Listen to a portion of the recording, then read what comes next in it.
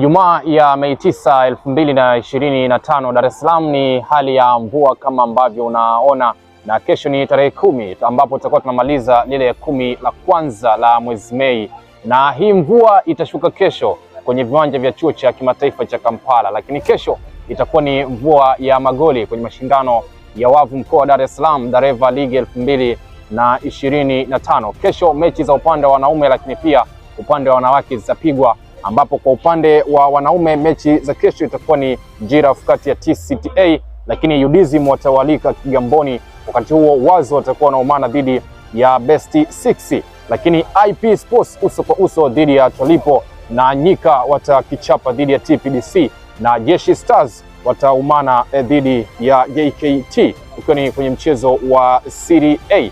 Lakini pia kwa upande wa wanawake High Voltage dhidi ya Bandari, lakini UDSM watakichapa dhidi ya Tolipo, na Wazo dhidi ya TPDC.